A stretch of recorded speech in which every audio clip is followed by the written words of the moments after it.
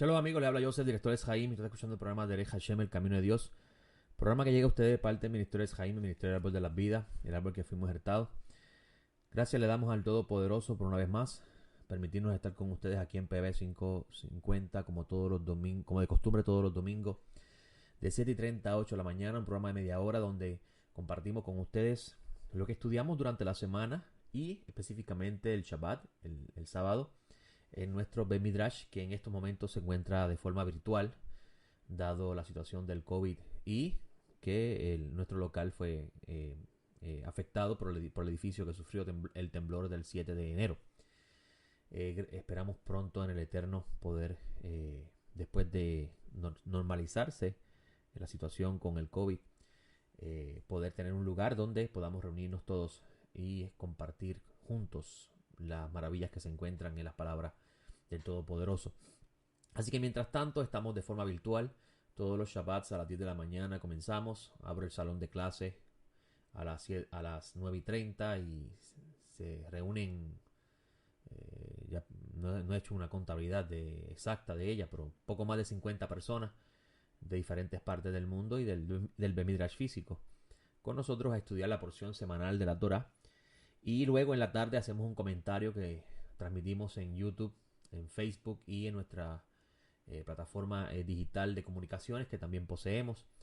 Y de 4 a 5 hacemos un comentario que llamamos el Midrash en Shabbat, donde en el mismo damos prácticamente una enseñanza en forma de Midrash, en forma homilética de lo que hemos estudiado durante la mañana. Y con ustedes aquí en PAB 550, pues hacemos prácticamente en media hora un resumen de lo que discutimos en 3 horas, podríamos decir, entre las 2 horas de la mañana y la hora de la tarde. Así que haremos lo mejor posible. No necesariamente hablaremos directamente de las cosas que estudiamos, pero sí las relacionamos en la medida que hablamos de otros temas que están vinculados a la escritura. Siempre nuestra enseñanza, nuestro comentario va de la mano con lo que está en las escrituras y seguimos el legado de los discípulos. Nosotros, nuestra aspiración en Etz Haim es seguir las pisadas del maestro Nazaret, como decía Pablo de Tarso, ser igual que el Mesías, imitar el Mesías. Los discípulos enseñaron que, por ejemplo, en Juan, en una de las cartas de Juan, capítulo 3, dice que nosotros debemos esperar ser transformados y verlo como él, tal como él es. Pero para eso tenemos que purificarnos y cambiar nuestros hábitos que son negativos, que son contrarios a la voluntad divina. Y nos dice él mismo en esa carta, en el capítulo 3, que el pecado es transgresión de la ley. Por tanto, tenemos que conocer cuáles son las cosas que el Eterno llama buenas y cuáles son las cosas que el Eterno llama malas. Y esas se encuentran en las palabras que el Eterno le dio a Moisés, a los profetas, y aún en las mismas enseñanzas del Mesías encontramos muchas de ellas. Pero cuando nos aislamos simplemente a las enseñanzas del Mesías y pensamos que esas son las cosas que Dios quiere y las que Dios no quiere están escritas allí, y pasamos por alto lo que escribió Moisés y los profetas, perdemos importante información que nos ayuda en el crecimiento espiritual. Pues nosotros, siguiendo el legado y las enseñanzas y la ordenanza a los discípulos del maestro Nazaret, continuamos estudiando a Moisés. Y la sección que estudiamos ayer se titula Bo, que se encuentra en el capítulo 10 del libro de Éxodo, versículo 1 al 13:16. Esta semana, que comenzó el día de hoy, el día 24 de enero, que es el día 11 del mes de Shevat, de acuerdo al calendario de Gilel II, estudiaremos la sesión Beshalach, que se encuentra en el capítulo 13 de Éxodo, versículo 17 al 17:16. Si usted está sintonizando por primera vez y me escucha decir palabras hebreas con respecto a las porciones que estudiamos, es que la escritura, en su idioma original, es decir, que en el idioma que fue escrito, no tenía versículos ni capítulos. Eso es un invento muy bueno que creó el cristianismo. No recuerdo el nombre de la persona que lo hizo. Y hasta fue tan bueno y tan útil que el mismo judaísmo lo aplicó dentro de su escritura. Y por eso es que en las Biblias hebreas hoy en día hay capítulo y versículo. Y al igual que las Biblias cristianas, que prácticamente son lo mismo, lo que cambia son de cierta forma el cierto orden de los libros, y que ellos obviamente no tienen los escritos nazarenos porque no creen que Yeshua sea el Mesías prometido. Esto no significa que todo el judaísmo niega que Yeshua es el Mesías. Hay muchos judíos observantes que no han dejado de ser judíos, que piensan que Yeshua Nazaret es el Mesías. Simplemente que no lo ven igual como lo presenta el cristianismo tradicional. Lo ven desde una perspectiva del segundo templo de una forma semítica. Y esa es la parte importante mencionar. Yeshua de Nazaret nació del linaje de David, fue un semita, practicó una cultura semita y las enseñanzas que dio son de corte semita. Por consiguiente, hay que conocer el mundo semita de ese entonces para poder entender las enseñanzas, lo que él decía. Por ejemplo, cuando le dice al joven que sígueme, y él dice, déjame enterrar a mi padre. Él dice, deja que los muertos entierren a sus muertos. Usted escucha eso y es alarmante escucharlo, porque pareciera ser que el Mesías está negando la responsabilidad de nosotros de darle una sepultura digna a nuestros ancestros, cosa que la Torá nos enseña, porque vemos que Abraham pierde a su esposa Sara y él compra un lugar para enterrarla y lucha por obtener ese lugar para darle un entierro digno a su esposa. Me pareció una enseñanza contraria del Mesías. Sin embargo, los semitas, cuando digo semitas me refiero a los descendientes de este pueblo multicultural que hoy tú llamas Arabia, Kurdistán, Afganistán, Pakistán, los judíos, son razas semitas, ¿okay? Vienen de acuerdo a la escritura del linaje de Shem. Tienen los semitas del Medio Oriente que han seguido las pisadas del maestro Nazaret dicen que muy probable ese texto tenga un error de escriba. Incluso los semitas del Medio Oriente dicen que los textos, antes de ser escritos en griego, debieron haber existido de alguna forma en arameo, porque hay evidencia en palabras dichas, escritas, que no se pudieron traducir al griego, que dan evidencia de esto, como por ejemplo Maranatá o la palabra amén. Son palabras que tienen origen semita y que claramente demuestran que el copista no encontró una palabra para poder traducirla adecuadamente. Y esto es bien interesante porque el señor Lamsa, que es de origen semita del Medio Oriente, comentando sobre las enseñanzas de Yeshua en el Evangelio, dice que muy probablemente ese texto que dice deja a los muertos, entierren a sus muertos, tenga un pequeño error de copista, y él explica que la palabra griega para muerte es meta, y que la palabra para ciudad o pueblo es medita, y que hay una diferencia en la formación de las palabras y la pronunciación es bien leve, y muy probablemente el maestro Nazaret haya querido decir deja que el pueblo entierre al muerto.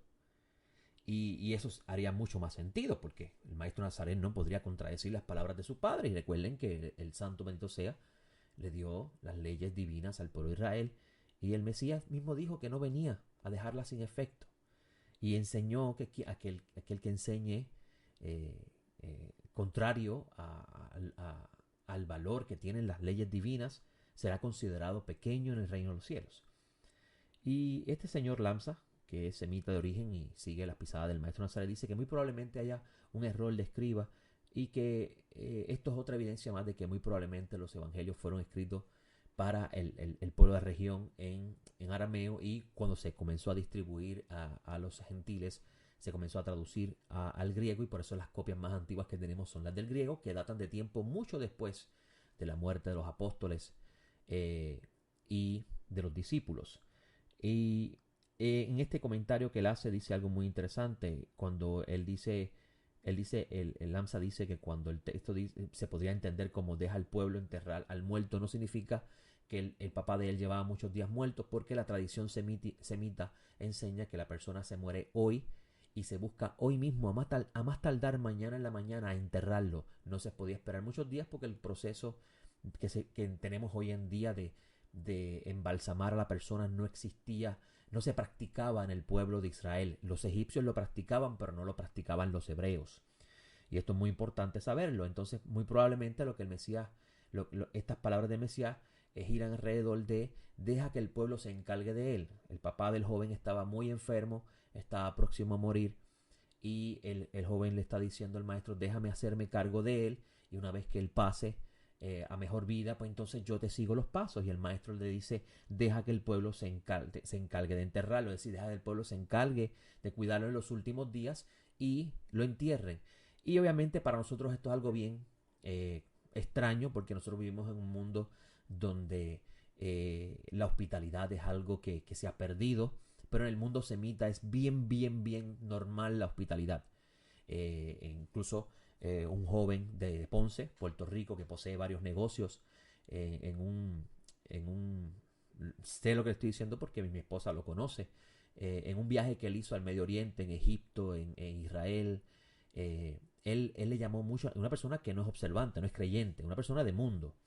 Él dice que una de las cosas que más le maravilló a él es la hospitalidad, que él se llegó a quedar en casa de personas que él no conocía y lo aceptaron en su hogar y le dieron alimento y pernoctó ese lugar, y al otro día se levantó y se iba, porque él iba en este tipo de viajes que llamamos mochileando, que simplemente lleva una mochila y hace diferentes paradas.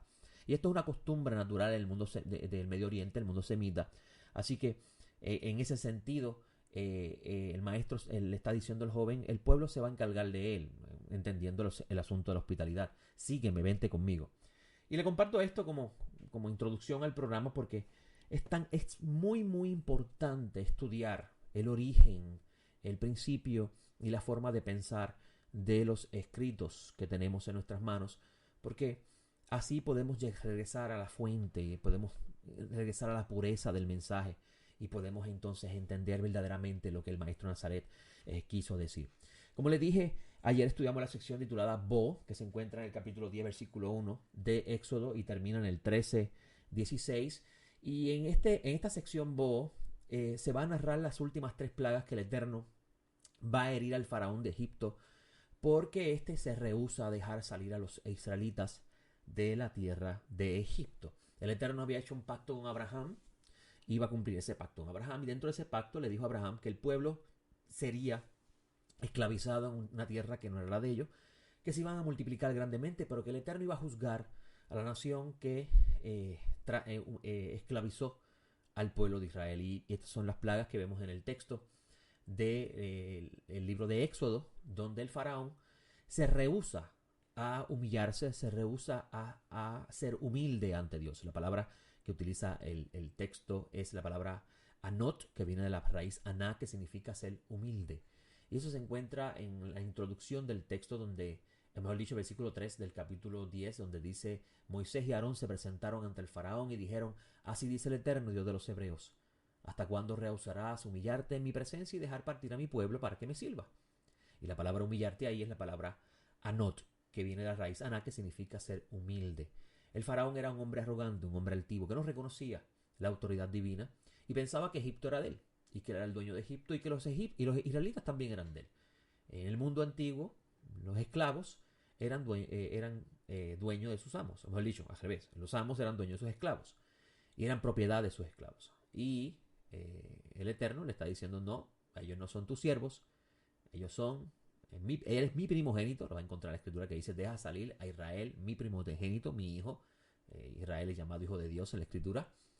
Y el faraón se negó a esto, y como consecuencia el Eterno lo hirió con diversas plagas. El Eterno le alteró la economía de Egipto, porque en las plagas anteriores le destruye el ganado, un elemento muy importante en la economía del antiguo Medio Oriente. Y luego el Eterno destruye sus cosechas, los árboles, sus frutos, la hierba del campo, que incluye el trigo. El Eterno le daña prácticamente la economía de Egipto, la economía que se construye a base del sufrimiento del pueblo que fue esclavizado. Porque recuerde que la escritura dice que el faraón obligó a los israelitas a construir ciudades en Ramsés, ciudades de almacén, es decir, lugares para almacenar el producto de Egipto. Y en esta sección se habla de la Pascua, lo que usted conoce como la Pascua, que es en hebreo Pesaj.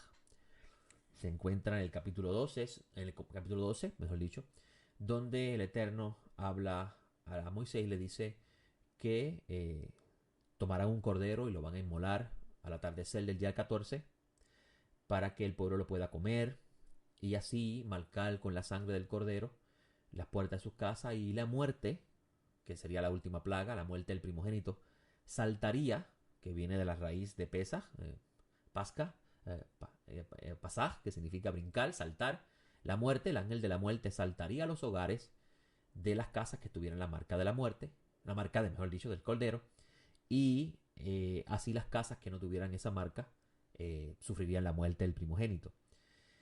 Y en este texto es que comienza, o mejor dicho, se fundamenta lo que usted conoce como la Pascua hebrea. La práctica tradicional del pueblo tiene su origen en Egipto. El Eterno le ordena al pueblo de Israel tomar un cordero el día 10, que sea puro, que no tenga ninguna enfermedad, que no tenga ningún defecto. Se sacrifica al atardecer del día 14, se hace al fuego, no se haga en fricasé, no se hierva. Se hace al fuego y se coma con hierbas amargas y panes sin levadura. Y de aquí nace esa ley o esa ordenanza divina que se encuentra en el capítulo 23 de Levíticos como parte de las ordenanzas divinas de Dios. No son las leyes, no son las fiestas judías, son las fiestas divinas que el Eterno instituyó al pueblo de Israel.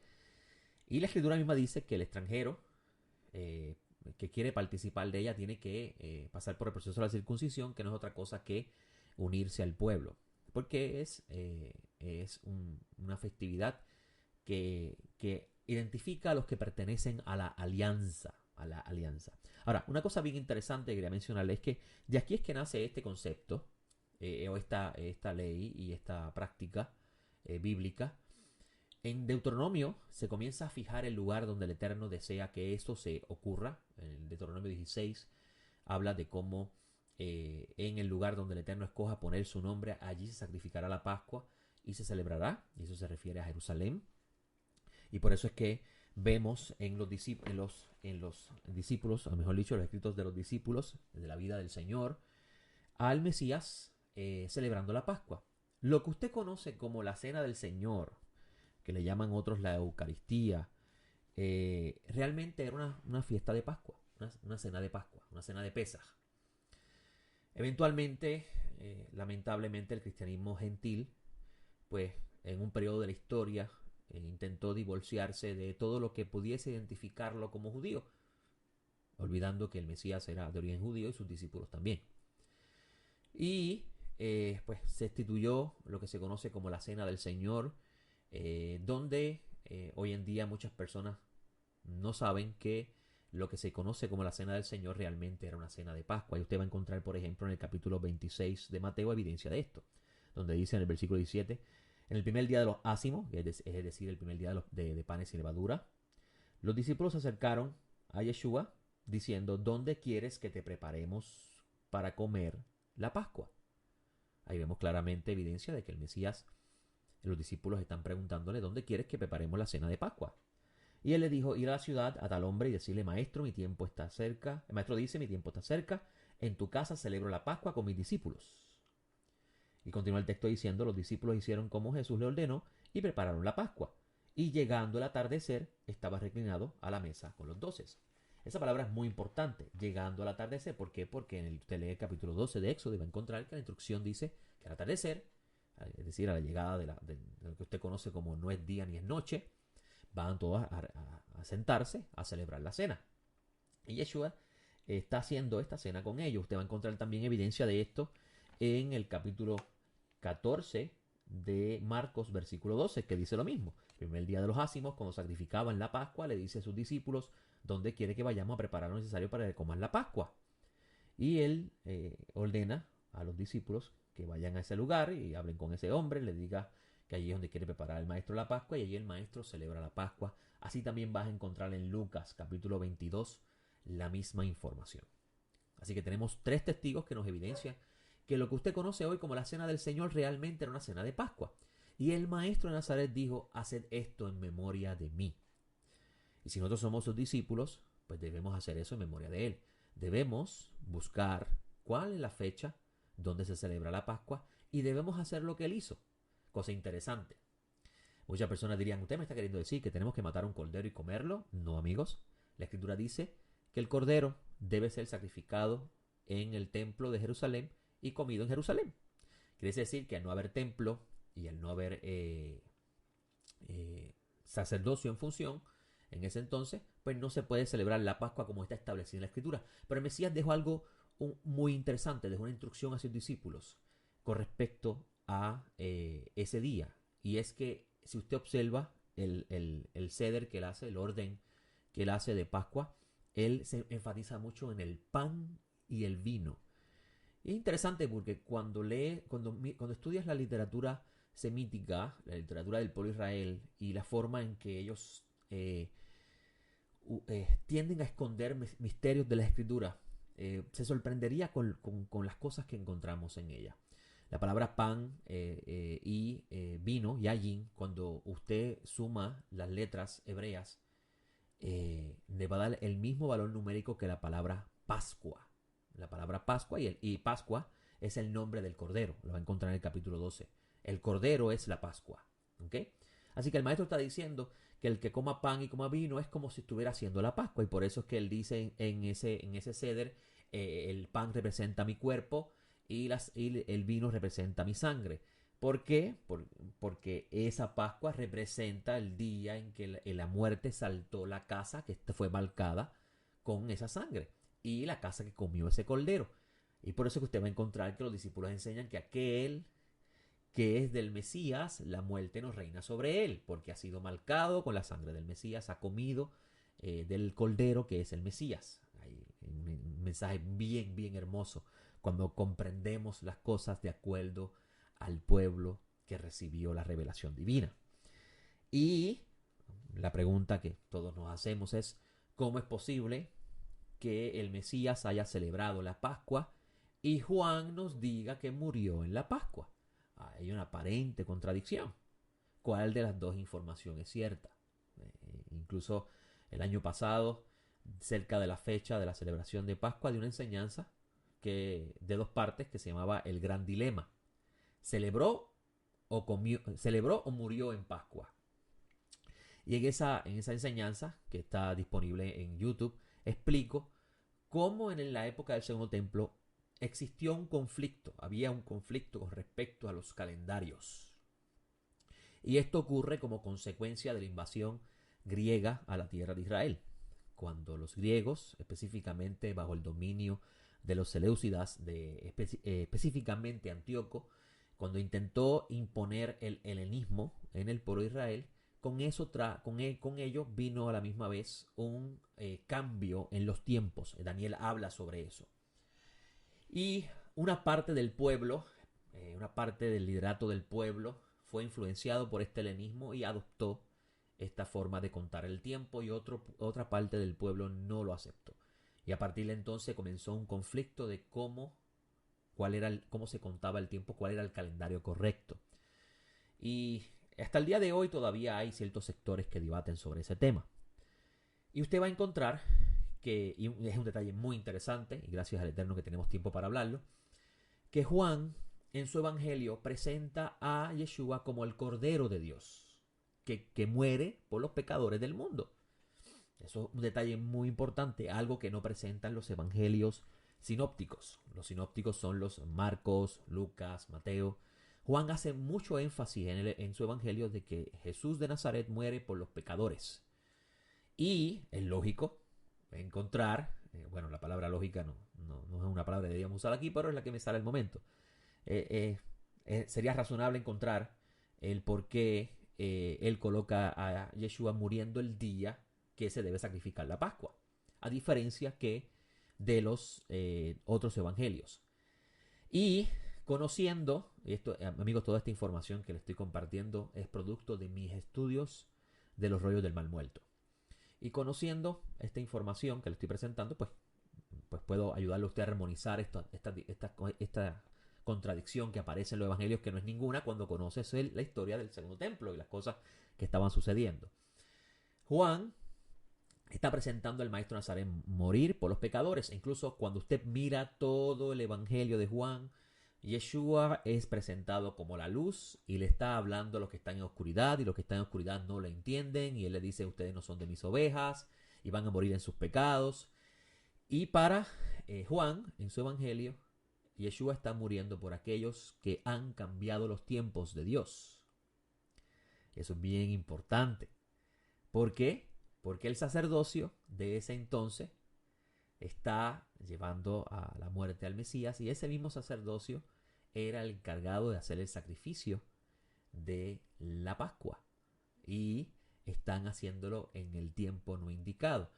Y se consideraba pecado fallar en las fechas sagradas. La Escritura así lo presenta. El Eterno dice, estas son las festividades que van a celebrar en sus tiempos señalados. Es decir, que el Eterno señaló los tiempos para ello. Si esto se cambiaba de fecha, se consideraba transgresión a la ley. Y Juan presenta al Mesías muriendo por los pecadores, y entre esos estaban aquellos que cambiaron el tiempo. Y esto es bien interesante porque entonces se ajusta perfectamente los dos evangelios, los sinópticos y el de Juan. Jesús hace Pascua en la fecha correspondiente a celebrar la Pascua, de acuerdo a la tradición de los nazarenos, que encontramos evidencia de esto en los rollos de Mal Muerto, sobre cuándo es que se celebraba. Y el Mesías muere en la Pascua de acuerdo al conteo del tiempo de los pecadores, según nos los presenta Juan en su evangelio. Una cosa muy interesante, pero aquí, con este tiempo que tengo con ustedes, les puedo mostrar, gracias al cielo, que es muy importante regresar a las fuentes, estudiar las Escrituras para presentar al Mesías de la Biblia correctamente, sus pensamientos, la forma que enseñó el camino de Dios, que nada contradecía a Moisés y a los profetas, al contrario, lo reforzaba. Algunas personas piensan que el Mesías liberó al pueblo de la esclavitud de la ley. Sin embargo, usted va a encontrar que los preceptos que el Mesías establece son más severos que los de Moisés. Moisés, por ejemplo, en una de sus leyes que el Eterno le entrega, dice que hay permiso para darle carta de divorcio a la mujer por cualquier razón. Y Yeshua dice que esto lo hizo por causa de los hombres, que el culpable no es la mujer. Y Yeshua dice que no es así, que no debe ser así. Que Moisés hizo eso por causa de esa generación, pero que no es el deseo original del Eterno. Así que el Mesías fue muy estricto con las leyes divinas, cosa que nosotros debemos otra vez retomar, porque el mensaje de una libertad como la que se enseña por no comprender la Escritura correctamente ha traído gran daño a la fe. Y tenemos que regresar a las fuentes, tenemos que hacer el máximo esfuerzo nosotros los que enseñamos en ayudar a esas ovejas que quieren buscar pastos verdes, que quieren encontrar aguas buenas. Y el Maestro Nazaret es el que nos guía a eso. Pero nosotros que hemos sido llamados para enseñar a las ovejas, como el Maestro Nazaret le dice a Simón Kefa, tenemos esa responsabilidad de darle alimento bueno a las ovejas, de llevarlos a pastos verdes, a buenas aguas, y llevarlos a un lugar de descanso, de acuerdo a las enseñanzas del Maestro, que en nada se desvían al fundamento de la Torá y los profetas. Así que en este tiempo que tuve con ustedes pude mostrarles por la sección Bo que dónde está el origen de la Pascua y cómo el Mesías celebró la Pascua con sus discípulos y cómo el Mesías nos dejó el legado a nosotros sus discípulos de poder todos los años en la fecha de la Pascua sentarnos juntos como discípulos a partir el pan y tomar el vino, recordando el pacto renovado y lo que esto representa. ¿Sabía usted que el que era extranjero, que quería unirse al pueblo santo, la forma de hacer alianza la forma de reafirmar esa alianza era la Pascua? Así que considere eso y piense cuál es el camino bueno y ande en él. Les hablo el Morellosa, director es Jaime, y con el favor del cielo la semana próxima estaré con ustedes en otro programa más de Hashem, el camino de Dios. Buena semana. Shalom.